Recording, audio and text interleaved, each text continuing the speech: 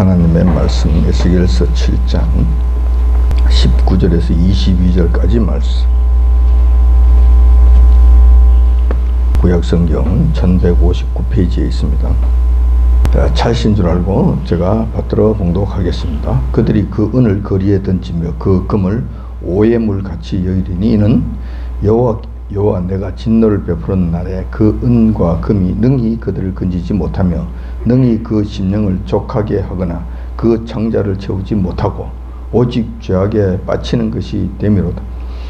그들이 그 화려한 장식으로 인하여 교만을 품었고 또 그것으로 가증한 우상과 미운 물건을 지었은즉 내가 그것으로 그들에게 예물이 되게 하여 외인의 손에 붙여 노력하게 하며 세상 악인에게 붙여 그들로 약탈하여 더럽히게 하고 내가 또 내 얼굴을 그들에게서 돌이키리니 그들이 내 은밀한 처소를 더럽히고 강포한 자도 거기에 들어와서 더럽히리라. 아멘. 오늘 본 말씀을 중심으로 해서 금을 오해물같이 여기리니 라는 제목으로 말씀을 나누고자 합니다. 지금 우리가 살고 있는 세상을 말세라고 부르는 데 대해서 별 이의가 없을 줄 압니다. 수많은 사람들이 이 말에 동의할 것입니다. 여기에는 세상 사람들도 당연히 포함될 것이며 믿는 성도들도 두말할 것 없이 이 말에 동의할 것입니다. 성경에 대해 잘 알지 못하는 세상 사람들까지 말세의 징조를 느끼고 그것을 인정한다는 뜻일 것입니다. 우리가 지금 세상을 보고 말세라고 느끼는 것은 그만한 이유가 있습니다. 그냥 아무렇게나 말세라고 하는 것이 아니라는 거지요. 여러 가지 이유가 있겠지만 자세히 살펴보면 생각보다 그 근본적인 원인이 간단합니다. 그 근본적인 원인이 곧 금과 은, 물질, 돈이라는 데 있습니다. 그 돈을 더 탐하는 데에서 오는 갈등과 모순 그리고 각종 죄악 이것이 난무하기 때문에 그런 거예요. 모든 이 말세의 징조, 말세의 현상의 핵심 중심에는 이 돈이 있다는 거예요. 금과 은이 그 중심에 자리하고 있다는 거예요. 보면 그래요. 지금 이 세상 돌아가는 것들을 보면 우리가 금방 알 수가 있어요. 수많은 사람들이 돈을 더 가지기 위해서 무한 경쟁 속으로 뛰어들었습니다. 그만하면 될 것 같은데 끝이 없어요. 99개 있는 사람은 한 개를 더 채우기 위하여 없는 사람 한 개 정도 가지고 있는 사람 것을 빼앗아 채우는 것. 자, 돈을 더 쌓아놓기 위해서라면 어떤 나쁜 일도 마다하지 않고 지금 살아가고 있습니다. 그래서 말세라고 이야기하는 거예요. 자기들 필요한 것만 쌓아놓은 것이 아니라 자자손손 먹을 것을 쌓아놓기 위해서 무한 경쟁을 하고 온갖 나쁜 일도 마다하지 않고 자행하기 때문에 이 세상이 완전 쓰레기통이 되어가는 거예요. 지옥이 되어가는 거예요. 돈을 위해서라면 거짓말은 물론이고 살인까지도 서슴지 않는 현실입니다. 우리가 보는 바와 같아요. 매일 느끼는 바와 같은 거예요.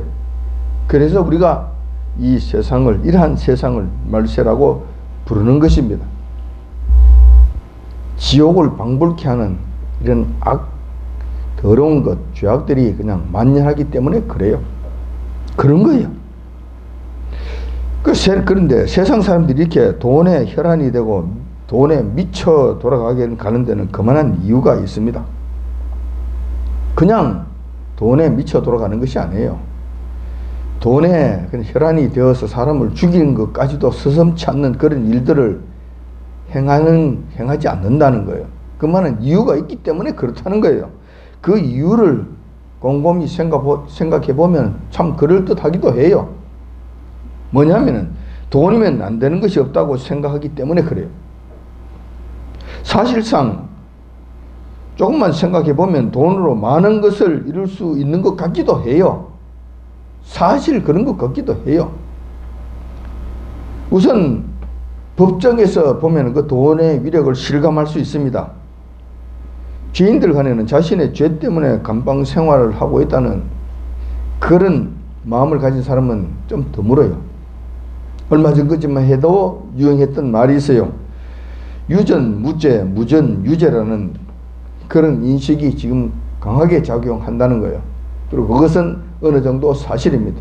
돈이 있으면은 죄가 없는 것이고, 돈이 없으면은 그냥 죄가 있는 것이 되어서 감방 생활을 한다는 거예요. 그래서 그 죄의 형평성이, 판결의 형평성이 맞지 않다는 거예요.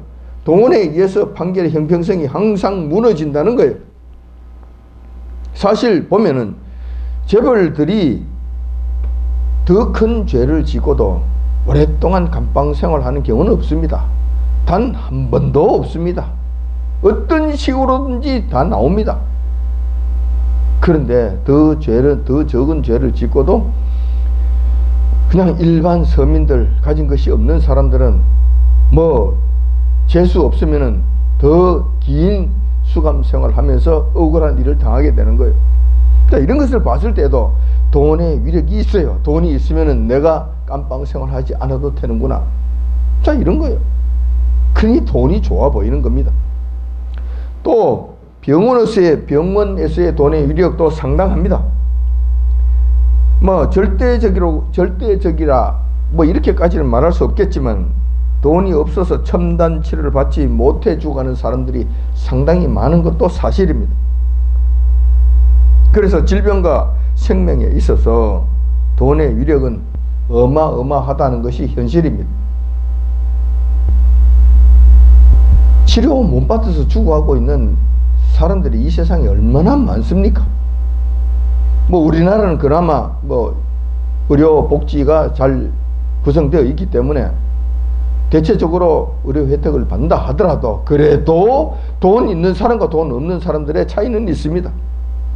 생사람이 죽는 경우가 많아요. 돈이 없어서 돈이 생명을 구하는 경우도 상당히 많다는 거예요. 그런 측면에서 돈의 위력이 있다는 거예요.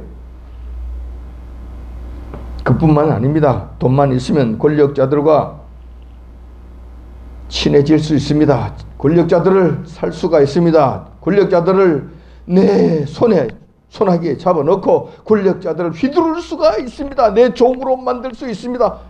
내 뜻이 관철되게 할 수 있습니다. 정치인, 언론인, 연예인, 예술인, 수많은 사람들, 하물며 종교인들까지 자기 손아귀에 넣고 휘두를 수 있는 능력이 생긴다는 겁니다. 그렇게 해서 수많은 권력의 혜택을 누리게 되고 불가능한 일이 없어 보일 정도로 대단한 존재라서 등극하게 된다는 거예요. 그 돈이 그 사람을 그렇게 만들어 준다는 거예요. 자, 그렇기 때문에 이 돈이 대단해 보이는 거예요. 안 되는 일이 없는 정도로, 안 되는 일이 없을 정도의 위력을 발휘하는 것으로 보인다는 거예요. 결국 돈만 있으면 이 땅에서 불가능한 일이 없고 나의 소망과 꿈을 이룰 수 있고 내 뜻을 펼칠 수 있다는 것입니다. 우리의 소원을 들어주시는 분이, 우리의 소원을 이루어주는 것이, 주시는 분이 바로 돈이라는 거예요. 만몬이라는 신이라는 거예요. 그래서 돈이 우리의 신이 되는 거예요. 우리의 소원을 들어주고 나의 평안과 나의 천국을 이루어주는 능력자가 된다는 거예요. 그 돈이 그렇게 된다는 거예요. 그래서 그 돈이 세상 사람들의 신이 되는 것입니다. 돈 있으면 다 돼. 돈 앞에 가서 물어봐. 돈을 섬겨봐. 다 되는 거야? 안 되는 것이 없는 거야. 이렇게 되는 거야. 그래서 이 땅에 수많은 사람들이 그 돈이라는 신을 섬기느라 모두 정신이 없는 거예요. 정신이 없는 거예요. 그래서 이 땅이 이 지경이 된 거예요. 이 세상이 이 지경이 된 거예요. 아비규환의 세상이 되고 지옥을 방불케 하는 세상으로 만들어 버렸다는 거예요. 이러한 현상은 예수님께서도 인정하시고 일찍이 저희들에게 말씀해 주셨습니다. 마태복음 6장 24절에 그 말씀이 조금 나오고 있는데, 예수님께서 이렇게 말씀하셨습니다. 한 사람이 두 주인을 섬기지 못할 것이니 혹 이를 미워하며 저를 사랑하거나 혹 이를 중히 여기며 저를 경히 여김이라. 너희가 하나님과 재물을 겸하여 섬기지 못하느니라. 이렇게 말씀해 주셨어요. 무슨 이야기냐 하면 하나님과 재물이 동등한 지위에 있는 거예요. 사람이 하나님을 섬기든지 재물을 섬기든지 둘 중에 하나를 섬겨야 된다는 거예요. 두 개를 같이 섬긴다고 덤벼들면 이거는 안 된다는 거죠. 재물이 하나님과 동급선상에 서서 세상의 그 어떤 신보다도 큰 신으로 작용을 한다는 거, 이것을 예수님께서 인정해 주신 거예요. 말씀해 주신 거예요. 그런데 여기서 여러분 오해는 하지 마십시오. 하나님하고 재물이 그러면 같은 거네. 그럼 재물도 상당한 능력이 있는 신이니까 뭐 하나님을 섬기든지 재물을 섬기든지 둘 중에 아무거나 내 마음에 드는 거 하나 섬기면 되는 것이지 라고 생각하지 마십시오. 그런 뜻으로 말씀하신 것은 아니에요. 예수님께서 그렇게 말씀하신 것은 그것은 잘못된 것이니까, 말이 안 되는 것이니까 그렇게 하면 안 된다는 것을. 또 분명한 것은 양다리 걸치기는 더 이상 안 된다는 거예요. 하나님도 섬기면서 세상도 섬기고 하나님도 경외하면서 돈도 섬기고 양다리 걸치기 하는 것은 안 된다는 거예요. 하나님 앞에 이것은 불가능하다는 거예요. 그렇게 해서는 안 된다고 가르쳐 주시기 위해서 이 말씀하신 거예요. 오해는 하지 마십시오.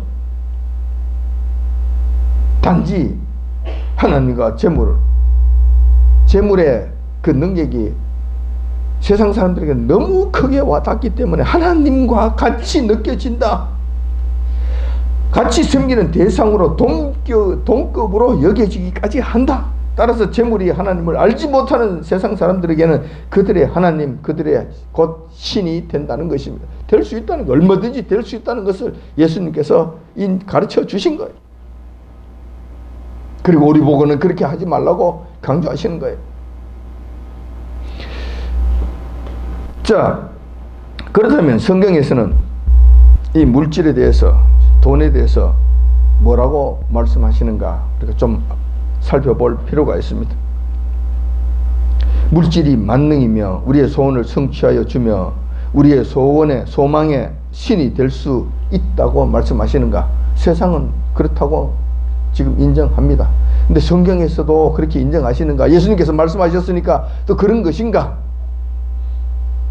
아니면 그 모든 것은 환상에 불과한 것이고 그 돈이라고 하는 것은 환상에 불과한 것이고 신기루와 같은 것이어서 실상은 그렇지 않다고 말씀하시는가?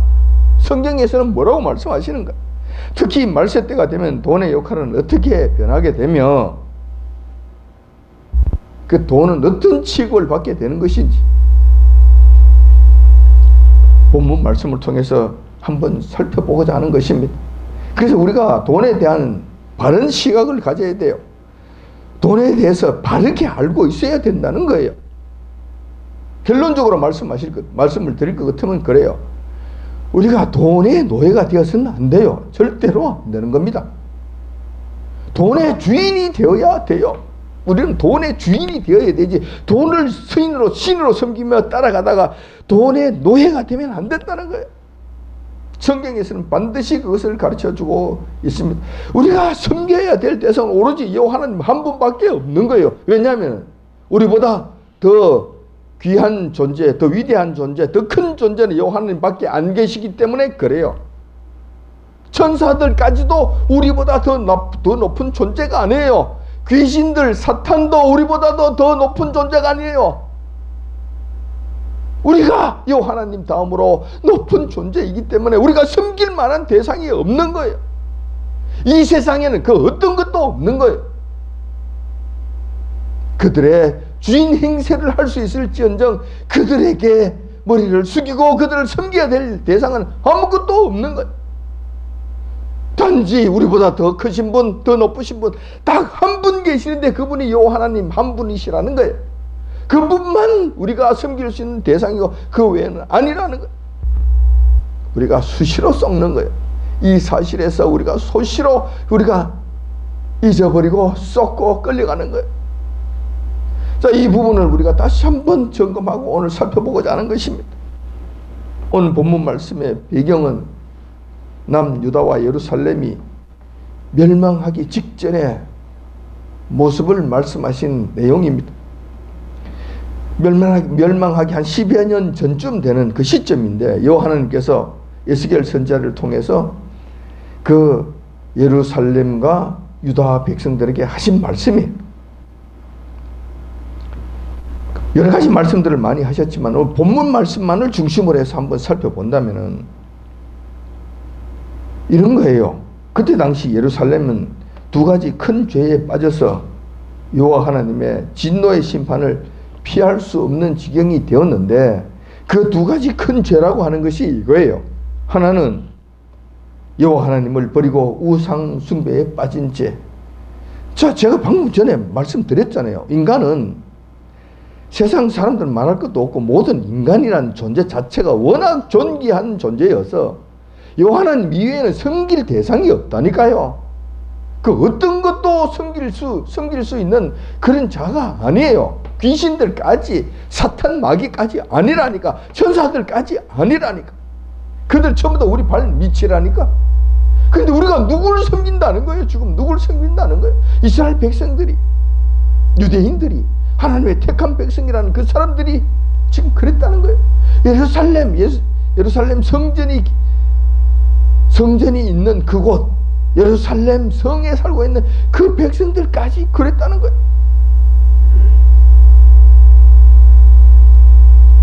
다른 한 가지는 이것입니다. 도덕적으로 사회적으로 지극히 타락하여 죄를 범하는 그런 상태에 있었다는 것입니다. 남유다 백성들이 그들의 구원자이신 여호와 하나님께로부터 등을 돌리는 순간부터 그들은 타락하기 시작합니다. 그 타락은 브레이크가 없는 자동차가 그냥 비탈길을 달려가는 것처럼 끝없는 내리막을 향해서 그냥 질주하게 됩니다. 그 죄악을, 그 다음에 죄악을 행하는 그 일들을, 타락하는 그 일들을 그냥 무서운 속도로 그냥 흘러가게 돼, 내려가게 되는 거예요. 여호와 하나님께로부터 등을 돌리는 순간, 여호와 하나님이 없다고 하는 순간부터 그렇게 돼요. 인간들은 다 그렇습니다. 하나님의 백성이라고 해도 똑같은 길을 걷게 됩니다. 그 사회적 타락상의 중심에 보면은 이스라엘 백성들이라고 해서 예외가 아니에요. 유대 백성이라고 해서 예외가 아닙니다. 예루살렘에 살고 있는 거룩한 백성이라고 해서 다르지 않았다는 거예요. 그들의 타락상의 중심에는, 그들의 우상숭배의 중심에는 금과 은이 있었다는 거예요. 그 금과 은이 무슨 뱀처럼 또아리를 들고 있었던 것입니다. 말로는 여호와 하나님을 섬긴다고 하면서도 사실 그들의 신은, 그때 당시에 유대인들의 신은 역시 금과 은 제물이었던 것입니다. 그런데 여기서 세상 사람들하고 조금 다른 것은 그때 유대인들과 예루살렘에 사는 거민들은 여호와 하나님을 버린 것은 아닙니다. 등은 돌렸지만은, 등을 돌린다는 그 말의 의미는 완전히 척을 지고 완전히 그냥 던져버리고 그쪽으로 완전히 간 것이 아니고 양다리 걸치기를 했다는 거예요. 주일날만 되면은 예배는 드리고 제사도 드리고 여호와 하나님 찾고 살려주옵소서, 복 주시옵소서 했다 이거예요. 하면서 또 한편으로 한 발은 세상에 걸쳐서 금과 은을 모으기 위해서 타락한 이 모습들을 보였다는 거예요. 세상 사람들과 똑같은 무한 경쟁 속에서 거짓말하고 속이고 살인하고 죽이고 연약한 사람들의 것을 빼앗고 그들을 억울하게 하고 하는 이런 일들을 밥 먹듯이 했다는 거예요. 그래서 요한께서 말씀하시기를 너희는 나에게로부터 등을 돌렸다. 그리고 너희들은 나를 섬기는 것이 아니라 우상을 숭배했다고 말씀하시는 거예요. 하나님의 백성들에게 있어서 이 문제는 정말 중요한 문제이기 때문에 우리가 이 말씀에 마음을 가다듬어야 될 줄 압니다. 정신을 바짝 차려야 될 줄 압니다. 우리가 세상 속에 끌려 들어가는 순간에, 물질과 재물에 정신이 팔려있는 순간에 우리는 두 주인을 섬기게 되는 죄를 범하게 되는 거예요. 그렇기 때문에 우리 주님께서는 이렇게 말씀하시는 거예요. 너가 언제 나를 섬겼느냐? 넌 나를 떠났지 아니하였느냐? 나에게 등을 돌리지 아니하였느냐? 너는 우상 숭배하지 아니하였느냐? 라고 말씀하시는 거예요. 이 책망에 빠질까 심히 염려스럽습니다. 그러므로 우리는 이 일에 정말 조심해야 된다는 거예요. 그런데 이스라엘 백성의 경우에는 남다른 경험을 했습니다. 세상 사람들하고 달라요. 유대인들은, 유대 백성들은 달랐다는 거예요. 무슨 경험을 했냐 할 것 같으면 진정한 물질의 공급자는 세상이 아니고 금은이 아니고 여호와 하나님이시라는 이 사실을 그들은 충분하게 경험을 했다는 거예요. 그러니까 무슨 이야기냐 할 것 같으면 바로 유대인들이 출애굽한 다음에 광야에서 40년 동안 방황 생활을 했잖아요. 그때 당시에 백성들의 숫자가 장정들만 60만 명이에요. 장정들만 60만 명이라고 하면은 어린 아이와 여자들은 빠져요. 또 나이 많은 분들도 빠져요. 그리고 그렇다면은 그들이 총 인원이 얼마나 되겠는가? 최소한 200만 명이 넘어요. 200만 명에서 300만 명 되는 거예요. 그 많은 인원수가 40년 동안 광야에서 살았어요.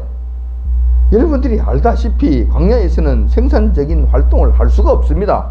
없어요. 아무것도 없어요. 풀도 없어요. 광물질도 없어요.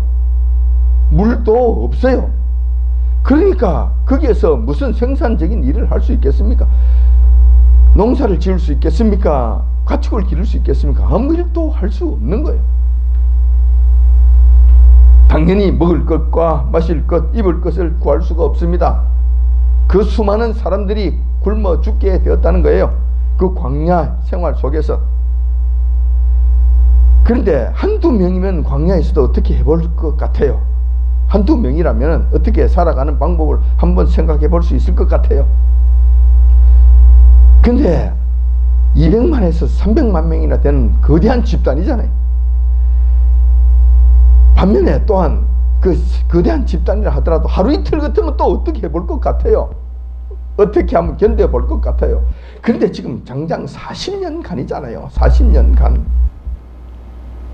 자, 이렇게 되면은 그 기간 동안에 이 광야 지역에서 먹고 입고 마실 것을 구한다는 것은 불가능합니다. 이거는 안 되는 이야기예요. 이건 있을 수 없는 이야기예요. 자, 근데 세상 사람들에게 있어서는 이것은 불가능해 보입니다. 아니, 불가능해 보이는 것이 아니 불가능 그 자체입니다. 이건 안 돼요. 근데 여호와 하나님이라면 문제는 달라집니다. 이것은 다른 문제예요. 여호와 하나님은 창조주로서 인간들의 필요를 무제한적으로 무한하게 공급하실 수 있는 능력이 있으시기 때문에 그래요. 이 세상 물질에 의하여 구애받지 않는 거예요. 거기에 제한을 받지 아니하시는 분이시라는 거예요. 이 땅의 세상들은 보면은 모든 것들이 한정되어 있습니다. 시간도 한정되어 있고, 생명도 한정되어 있고, 물질도 한정되어 있고, 석탄도 한정되어 있고, 목재도 한정되어 있고, 물도 한정되어 있고, 음식도 한정되어 있고, 모든 것이 한정되어 있습니다. 그러니 조금 더 가지려고 경쟁을 하게 되는 거예요. 만약에 그것이 무한하게 공급이 된다면 누가 이것을 더 가지려고 싸우고 다투고 그들을 죽이고 거짓말하고 그렇게 하겠습니까? 더 가지려고 누가 그렇게 하겠냐는 거예요. 지금 땅바닥에 굴러다니는 자갈을, 돌덩어리를 귀한 것으로 여기고 집에 그냥 모아들이는 사람이 누가 있습니까? 그냥 돌덩어리는 돌덩어리 흔해 빠졌으니까 그런 거예요. 여호와 하나님께서는 그 모든 것을 무한하게 공급해 주시는 능력이 계세요. 이 땅은 그렇지 못해요. 그러므로 이 땅을 섬기지 마시기 바랍니다. 이 땅에서 그것을 구하려고 하지 마시기 바랍니다. 거기에 구애받지 마시기 바랍니다. 요 하나님 앞에 가세요. 요 하나님께서는 이 일들을 무한하게 하시는 거예요. 제한이 없으세요. 왜냐하면 창조주이시기 때문에. 어떻게 됐습니까? 우리가 잘 아는 바와 같이 광야 40년 동안 거대한 유대인 집단에게 어떤 일이 생겼습니까? 음식으로는 매일 만나를 보내주셨고 고기도 먹고 싶다고 하니 메추라기를 무제한으로 보내주셨습니다. 우리가 잘 아는 바와 같아요. 물이 없지요. 마실 물이 어디 있습니까? 광야에는 물이 없습니다. 비가 내리지 않기 때문에 그래요. 어떻게 했습니까? 여호와께서 곳곳마다 필요할 때마다 반석을 쳐서 마실 물을 넉넉하게 내어주셨습니다. 그 물도 최상급 천연 미네랄 음용수를 그들에게 내어주셨던 거예요. 그렇게 되는 거예요. 그렇게 하시는 거예요. 낮에는 또 어떻게 했습니까? 광야 지방에는 낮에는 덥습니다. 40도 이상 올라갑니다. 너무 덥습니다. 그러니 구름 기둥으로 그들을 서늘하게 해주셨습니다. 밤에는 또 어떻습니까? 광야 지방은 춥습니다. 밤낮의 기온의 차이가 어마어마합니다. 너무 추워서 얼어 죽습니다. 그러니 밤에는 불기둥으로 그들을 덮어주심으로 따뜻하게 해주셨습니다. 온전하게 냉난방을 그들에게 완벽하게 구축해 해주신 거예요. 자, 이것을 돈으로 환산한다면 지금 얼마나 큰 돈이 되겠습니까? 200만에서 300만 명이나 되는 그 모든 사람들에게 냉난방을 온전하게 다 해주신다면 돈으로 환산했을 때 그 돈이 얼마나 되겠냐는 거예요. 인간의 힘으로 이게 가능하겠습니까? 그러나 요한님에게 있어서는 이것은 아주 쉬운 일이에요. 말씀 한마디로 그 모든 것을 다 이루어 주시는 거예요. 자, 이렇게 해서 그 유대인들이 광야 40년 동안 아무런 염려 없이 걱정 없이 단 하루에 일하는 것도 없이 우물 하나 판 것도 없이 그들은 살았던 거예요. 온전하신 여호와 하나님의 온전하신 그 공급을 충분히 경험하고 누리면서 살았던 것입니다. 자, 신명기 29장 5절에 그 말씀이 기록되어 있습니다. 신명기 29장 5절에 보면은 이렇게 말씀하고 계십니다. 주께서 40년 동안 너희를 인도하여 광야를 통행케 하셨거니와 너희 몸에 옷이 낡지 아니하였고 너희 발에 신이 헤어지지 아니하였으며 라고 말씀하십니다. 자, 먹고 입고 마시고 하는 것은 말할 것도 없고 잠자는 것 말할 것도 없고 냉난방 말할 것도 없고 그들의 입을 옷 헤어지지 않게 해주셨다는 거예요. 늘 새로운 옷으로 입게 해주셨다는 거예요. 뿐만 아니라 신발도 마찬가지. 그 광야에서 무슨 옷감이 있으며 무슨 신발 재료가 있었겠습니까? 그런데 여호와님께서 신기하신 방법으로 다 채워주심으로 옷이 한 번도 헤어지지 아니하고 신발이 떨어지지 아니하도록 다 채워주셨다는 거예요. 200만에서 300만 명이나 되는 그 수많은 사람들을 그렇게 해주셨다는 거예요. 자, 이렇게 체험했으면 됐잖아요. 이러면 됐잖아요. 이러면 여호와 하나님 믿고 의뢰할만 하잖아요. 무한하신 여호와 하나님을 의뢰하면은 더 이상 물질을 찾아서 그냥 아웅다웅 싸우고 다투고 세상 사람들처럼 싸우고 죽이고 거짓말하고 그렇게 할 필요 없잖아요. 안 그래도 되잖아요. 최소한 하나님의 백성이라면 이것을 경험한 자라면 하지 않아야 되잖아요. 하지 않을 수 있잖아요. 그런데 그렇지 않았다는 거예요.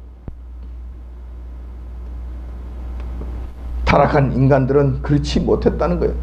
택한 백성이었던 이스라엘 백성들조차도 그렇지 못했다는 거예요. 그것은 이스라엘의 역사를 보면 우리가 잘 알 수 있습니다.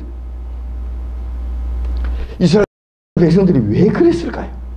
경험하고도 여호와 하나님의 그 무한하신 능력을 경험하고도 왜 그런 죄에 빠졌을까요? 세상 사람들처럼 그런 죄에 똑같이 참여하게 되었을까요? 이 부분은 굉장히 중요합니다. 왜냐하면 우리에게 직접적으로 영향을 미치는 내용들이기 때문에 그래요. 우리가 이러한 과정을 거쳐서 세상 속에 빠져들어가기 때문에 그래요. 지금이 가장 이 말씀이 가장 중요한 말씀이 돼요. 그 이유는 이런 것입니다. 인간의 무한한 욕심이 여호와 하나님께서 공급해 주시는 일용할 양식만으로는 성이 차지 않기 때문에 그래요. 인간의 욕심이 하나님께서 공급해 주시는 그것으로는 성이 차지 않기 때문에 그렇다는 거예요. 이거 가지고는 안 돼. 만나와 메추라기만 먹어서는 안 돼. 비프 스테이크를 잘라야 돼. 저녁마다 교촌 치킨을 먹어야 돼. 자, 이렇게 되면 문제가 달라지는 거예요. 자, 옷을 헤어지지 않게 해주신 거 감사해야 되잖아요. 근데 옷이 헤어지는 것 정도는 안 돼. 루이비통을 입어야 돼. 루이비통을 들어야 돼. 샤넬 옷을 입어야 돼. 구두도 마찬가지요. 신도 마찬가지요. 헤어지지 않으면 되는데 그것이 그렇게 되는 것이 아니에요. 샤넬 구두를 신어야 돼. 구찌 구두를 신어야 돼. 자, 이렇게 되면 문제가 달라지는 거예요. 하나님의 뜻을 하나님 뜻보다 더 올라가는 거예요. 자, 이렇게 되면은 세상을 기웃거리게 됩니다. 하나님께서 공급해 주시는 것으로는 성이 차지 않기 때문에 그런 거예요. 자, 여기서부터 죄악이 싹 트게 됩니다. 우리의 고민이 시작되게 됩니다. 우리의 고난이 시작되게 됩니다. 죄악이 시작되게 됩니다. 세상으로 끌려가게 됩니다. 이 하나님을 떠나게 됩니다. 이 하나님께 등을 돌리게 됩니다. 이러한 과정을 거치게 된다는 거예요. 그러므로 여러분, 이 하나님께서 공급해 주시는 것으로 만족하십시오. 만족할 줄 아셔야 됩니다. 주시는 대로 감사하면서 사십시오. 만나가 어째서 부족합니까? 메추라기가 어찌해서 부족합니까? 다른 음식은 교촌 치킨은 여러분들에게 해를 끼칠 수 있을지 모르지만 정말 해를 끼치지만은 고혈압 당뇨병을 일으키는 해를 끼치지만 메추라기는 여러분들의 몸에 이롭습니다. 여러분들이 먹는 빵과 쌀밥은 여러분 고혈압을 일으킬 수 있고 당뇨병을 일으킬 수 있지만 하나님께서 내려주시는 만나는 여러분들의 몸을 건강하게 해주시는 최상의 건강식품이라는 것을 기억하십시오. 물도 마찬가지입니다. 하나님께서 반석을 쳐서 내려주시는 물은 이 세상 어떤 물보다도 귀한 물이고 더 건강한 음료수이며 미네랄 천연수임을 여러분들 감사하십시오. 이것에 만족하지 못하고 나는 이것으로 안 돼. 나는 술을 또 마셔야 돼. 이러면은 문제가 생기는 거예요. 그것은 여러분들의 몸을 해치게 되는 것입니다. 그래서 우리는 하나님께서 주시는 것으로 만족하고 살 줄 아는 자가 되어야 합니다. 또 다른 문제가 있습니다. 이스라엘 백성들이 이 만족하지 못한 것으로 인해서 그 죄악에 빠져 들어가게 됐고, 또 두 번째 또 한 가지 이유가 있는데 그 이유가 뭐냐면은 택한 백성이라 하더라도 참다운 물질의 공급자이신 여호와 하나님을 의뢰하지 아니하고 하나님을 떠나서 세상 풍속을 따라 물질 모으기 그 경쟁에 무한 참여하는 것은 또 다른 이유가 있었는데 그것이 여호와 하나님께서 공급해 주실 때까지 기다리지를 못했다는 거예요. 가끔씩은 그렇죠. 여호와 하나님께서 좀 기다려 라고 말씀하실 수 있어요. 자, 반석에 물을 내주실 때도 그래요. 이스라엘 백성들이 그냥 목이 좀 마르네 한다고 해서 바로 팍 내려주신 것이 아니라 목이 갈급해서 갈증으로 인해서 상당히 힘들었을 때 여호와 하나님께서 내주시는 거예요. 그래야 여호와 하나님 귀한 줄 알아요. 그 물이 귀한 줄 알아요. 여호와 하나님의 능력이 대단한 줄 알아요. 여호와 하나님께 감사할 줄 알아요. 그렇기 때문에 여호와 하나님께서 적당한 때에 그 일들을 이루어 주시는 거예요. 그런데 인간은 달라요. 왜? 당장 바로 내가 눈 탁 뜨면 바로 착, 손 딱 벌리면 바로 착, 누르면 바로 착, 그냥 돈 넣고 그냥 자판기 누르면 바로 착 내려오듯이 왜 착 안 되는 거야? 이것이 문제예요. 그래서 이것을 기다리지 못하고 이것을 견디지 못하는 자들이 하나님께서 주실 때까지 기다리지 못하고 그냥 뛰쳐나가는 거예요. 저기는 많네, 천진데 가서 우리도 같이 끌고 와야지, 같이 해야지. 무한 경쟁 속으로 들어가게 됩니다. 이런 일들이 일어나게 된다는 거예요. 이것이 유대인들만의 일입니까? 그때 당시에 이스라엘 백성들만의 일들입니까? 아니면 우리도 그러고 있습니까? 조심해야 된다는 것입니다. 택한 백성이라 하더라도 이렇게 될 수가 있습니다. 참다운 물질의 공급자이신 요 하나님을 의뢰하지 아니하고 하나님을 떠나서 세상 풍속을 따라 살 수 있는 가능성이 이 두 가지 원인에 의해서 나타날 수 있다는 겁니다. 정말 조심해야 된다는 거예요. 자, 이렇게 되면은 뭐 그럴 수 있으니까 그 너희들은 너희들 마음대로 살고, 그래 뭐 요 하나님 사랑이 많으시고 오래 참으시고 인자와 긍휼이 풍성하신 분이시니 뭐 그렇고 또 이해하시고 넘어가시겠지. 자, 그렇게 되지 않는다는 거예요. 문제는 여기에 있는 거예요. 여기에 문제가 있는 거예요. 물론 우리가 무한 경쟁 속에 들어갔을 때 우리의 삶도 고달파지고 힘들어지는 것 있지만은 그보다 더 큰 문제는 요 하나님께서 가만 계시지 않는다는 거예요. 이렇게 됐을 때 특별히 택한 백성, 하나님의 백성들에 대해서는 요 하나님께서 크게 진노하심. 물론 세상 사람이라고 해서 그냥 두르시는 것은 아니에요. 마지막 때에 그들은 전부 다 싸그리 전부 다 불 속으로 다 던져버리시겠지만 택한 하나님의 백성이라 하더라도 그냥 두지 아니하시고 이 하나님의 진노가 나타나신다는 거예요. 하나님의 택한 백성들이 이 하나님을 떠나 물질이라는 신을 섬기게 되면은 반드시 심판을 하시게 됩니다. 반드시 심판을 하십니다. 심판하실 때는 이 하나님의 사랑이 작동하시는 것이 아니라 이 하나님의 공의가 작용하게 됩니다. 그러므로 많이 잘못할수록 많은 매를 맞게 되는 것입니다. 많이 두들겨 맞게 되는 것입니다. 하나님의 공의가 그렇게 작동하는 것입니다. 예루살렘이 멸망할 당시의 상황은 상당히 심각했습니다. 거의 최악의 상태였다고 보면 됩니다. 그들이 여호와 하나님을 떠나서 물질이라는 신을 섬기며 죄악의 나날을 보낸 결과 그들이 받은 하나님의 공의의 심판이었다는 겁니다. 그때 당시에 여호와 하나님의 공의의 심판은 정말 무시무시한 상태였습니다.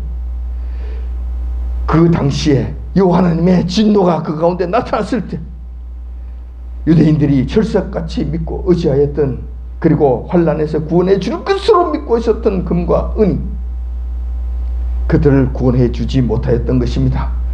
금과 은까지 처절하게 심판을 받게 되었던 것입니다. 본문 말씀에 의하면 여호와 하나님께서는 조만간 바벨론이라고 하는 그 당시 최악의 군대, 전 세계가 두려워하는 군대를 보내서 그들이 의뢰하던 금과 은을 파괴하게 하신다고 말씀하신 거예요.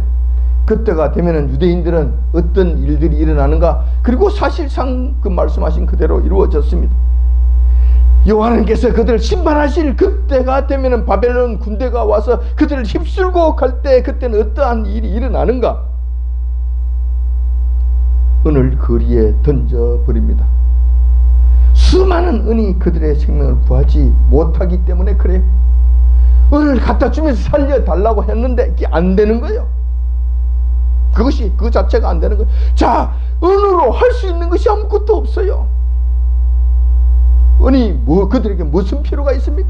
금은 마찬가지입니다. 오해물같이 여기게 됩니다. 오해물이 뭡니까? 아주 지저분하고 혐오스러운 물질이라는 것을 말씀합니다. 지금 그것을 다른 말로 할 것 같으면 그냥 오물이라고 보면 돼요. 배설물이라고 보면 돼요. 자, 이것같이 여기게 된다는 거예요. 왜냐하면 그들이 신주단지처럼 모시고 살았잖아요. 이 금과 은이면 다 되는 줄 알았잖아요. 생명도 살릴 줄 알았잖아요. 내 소망을 이룰 줄 알았잖아요. 나의 신으로 섬기며 살았잖아요. 그리고 신주단지처럼 모시고 있었잖아요. 근데 여호와 하나님께서 한 번 휩쓸고 가는 그 시간에, 그때에 바빌론의 그 무시무시한 군대들이 와서 쓸고 갈 때에 그 은과 금이 그들의 소원을 이루어주지 못하더라는 거예요. 그들의 생명을 구해주지 못하더라는 거예요. 그들의 재산을 지켜주지 못하더라는 거예요. 뿐만 아니라 그 두려움에서부터 그 평안함조차도 이루어주지 못하더라는 거예요. 뿐만 아니라 그들이 휩쓸고 가는 그 순간에는 그들의 창자를 채워줄 만한 음식 단 한 그릇도 사지 못하게 되더라는 거예요. 여호와님께서 이렇게 철저하게 그냥 부수고 심판하실 때에는 은과 금이 아무런 소용이 없더라는 거예요. 단 한 그릇의 짜장면을 살 수 없더라는 거예요. 그 금과 금으로 아무것도 할 수 없더라는 거예요. 19절의 말씀 다시 한번 보겠습니다. 그들이 그 은을 거리에 던지며 그 금을 오해물같이 여기리니 이는 여호와 내가 진노를 베푸는 날에 그 은과 금이 능히 그들을 건지지 못하며 능히 그 심령을 족하게 하거나 그 창자를 채우지 못하고 오직 죄악에 빠치는 것이 됨이로다. 자, 이런 형태가 되는 거예요. 이렇게 되는 거예요. 오히려 금과 은을 많이 가지고 있다는 그 사실만으로 오히려 그들의 생명이 위협을 느끼게 돼. 그런 지경에 이르게 됩니다. 그러니 그들이 은과 금을 가지고 있겠냐고요. 보관하겠냐고, 신주단지처럼 모시고 있겠느냐고요. 거리에 내던져버리게 되는 거예요. 오해물처럼 그냥 있는 것 자체가 혐오스럽게 되는 거예요. 잘못하면 이것으로 내가 죽을 수 있으니 내던져버린다는 거예요. 그래서 여호와 하나님의 심판 때에는 금과 은이 오히려 원수처럼 느껴지므로 거리에 던져버리게 된다는 것입니다. 금과 은이라는 우상이 여호와 하나님의 심판 날에 무참히 부서지고 파괴되는 그런 일이 일어나게 된다는 것입니다. 자, 이 본문의 말씀을 보면 이제 그런 거예요. 그런데 이와 같은 현상이 그때 그 일로 끝난 것입니까? 그렇지 않습니다. 그렇지 않다는 것이 문제예요. 앞으로 똑같은 일이 또 일어날 것입니다. 오히려 더 심각한 양상으로 나타날 것입니다. 언제 그러한 일이 일어났냐고요? 언제 그러한 일이 일어났냐고? 예, 일어나는 일이 있습니다. 그것이 바로 예수님께서 재림하실 그때입니다. 그때는 지금 예루살렘이 멸망한 그때보다 훨씬 더 심각한 양상으로 이 금과 은의 문제가 나타나게 된다는 거예요. 그때가 되면 예루살렘이 멸망하던 때와는 비교할 수 없을 정도로 처참한 심판이 나타나게 될 것입니다. 돈으로, 물질로, 금과 은으로 예수님의 진노의 심판을 누그러뜨리거나 피할 수 없을 것입니다. 물론 마실 물이나 음식조차 살 수 없을 것입니다. 아무것도 할 수 없게 될 것입니다. 그때는 금과 은이 그렇게 했습니다. 그러나 예수님께서 오실 그때는 돈이 그 일을 맡게 될 것입니다. 근데 그 돈이 그 일을 할 수 있겠는가? 못한다는 거예요. 안 된다는 거예요. 할 수 없다는 거예요. 뭐 그런 일이 있으려고. 돈 한 뭉텅이 갖다 주면, 한 집 갖다, 한 가방 갖다 주면 죽은 자도 버뜩 일어난다는데, 뭐 정치인들은 사형수도 살려준다는데 돈으로 흥정하면 다 되는데 막 그러려고 하지 마십시오. 우리 이스라엘 백성들이 그렇게 하다가 그때 처절하게 망했습니다. 지금도 마찬가지입니다. 그런 생각을 조금이라도 가지고 있다가는 처절하게 망합니다. 절대 그런 일이 없는 거예요. 왜냐하면 그때 당시가 되면은 돈은 휴지 조각이 됩니다.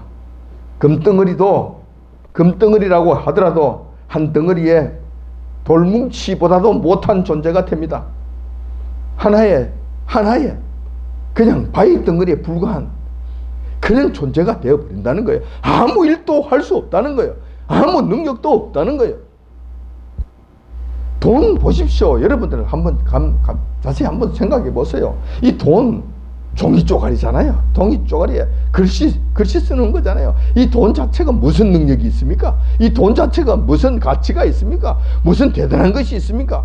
인간들이 그냥 여기에 5만 원이라고 인정해 준다는 합의서에 불과하잖아요. 그런데 그 합의를 깨버리면 이것은 종이 쪼가리에 불과한 거예요. 이 종이 한 장보다도 못한 거예요. 이 종이 한 장보다도 더 적잖아요.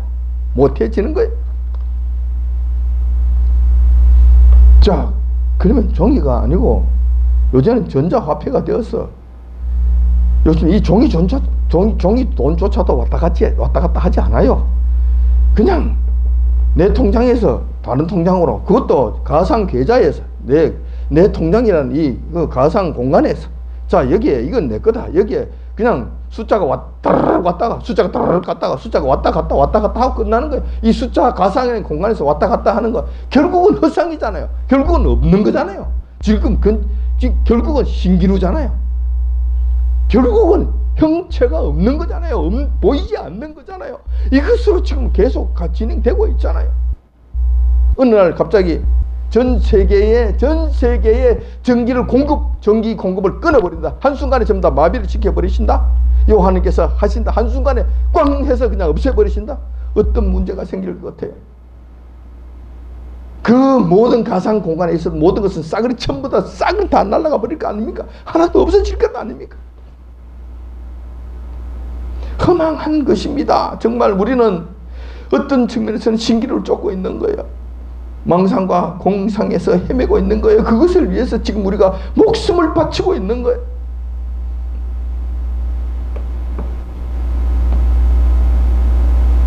그렇다면 지금 이 세상을 살아가고 있는 세상 사람들은 마지막 날 결정적인 순간에는 신기루처럼 사라져 버릴, 그리고 절대로 구원의 능력이 없는 금과 은을 위해 전력 질주하고 있으며 목숨을 걸고 있는 셈이 됩니다. 이런 상황이 되는 거예요. 그렇다면 우리는 어떻게 해야 되는가? 어떻게 살아야 되는가? 첫 번째, 자신의 게으름을 합리화하지 마시기 바랍니다. 첫 번째, 이것은 그렇게 하면 안 돼. 돈이 필요 없다고 했지. 그럼 돈 벌 이유 없잖아. 어이구, 안 그래도 내 놀고 싶었는데, 아이고, 오늘 목사님이 그렇게 하시대. 성경에서 그렇게 말씀하시더만, 그러니 이제는 나는 놀고 이제 살 거야. 이렇게 하지 마십시오. 성경은 그렇게 말씀하지 아니하십니다. 데살로니가 후서 3장 10절에 보면은 누구든지 일하기 싫으면 먹지도 말라고 말씀하셨어요. 일용할 양식을 얻기 위해서는 자기가 마땅히 해야 될 노력은 해야 되는 거예요.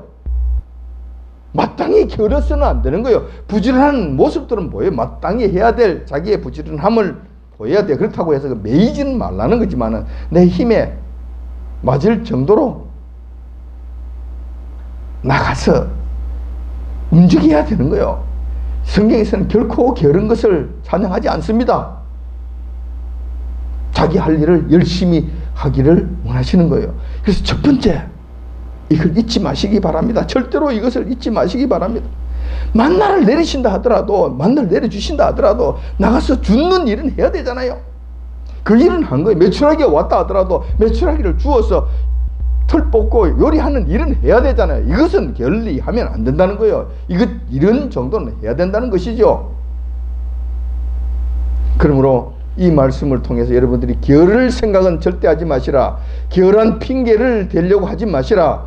게으름이라는 이 방패 뒤에 숨을 생각은 절대로 하지 마시라. 살아있는 날 동안까지 마땅히 여러분들의 하실 일들은 하십시오. 주님 앞에 부끄럽지 않게 몸을 놀리십시오.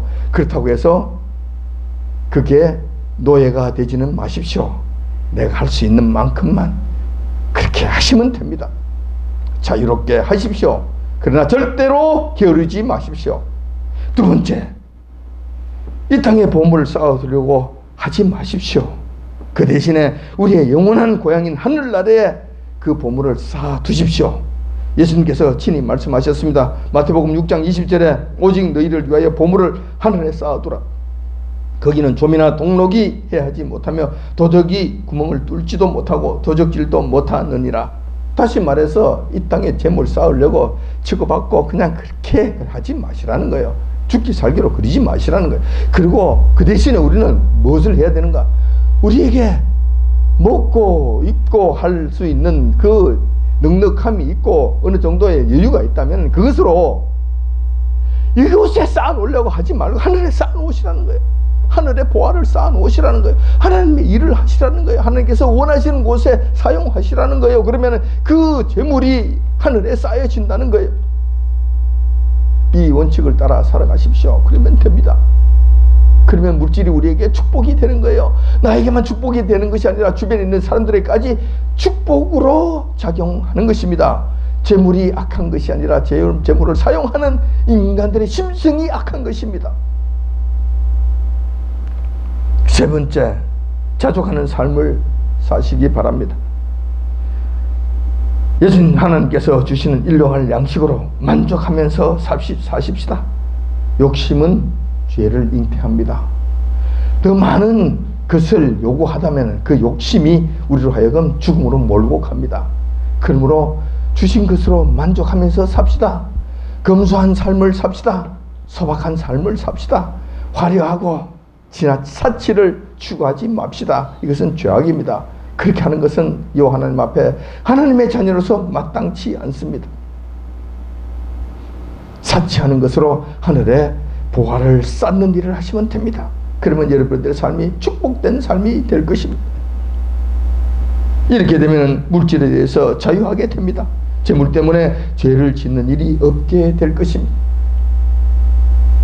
무엇보다도 물질을 하나님보다 더 중하게 여기다 하나님의 진노의 심판의 날에 처참한 심판을 받는 일은 결단코 없어야 될 줄 압니다.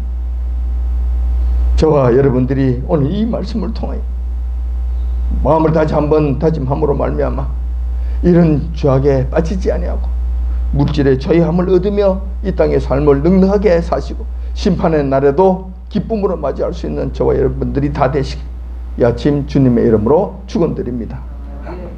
기도하겠습니다.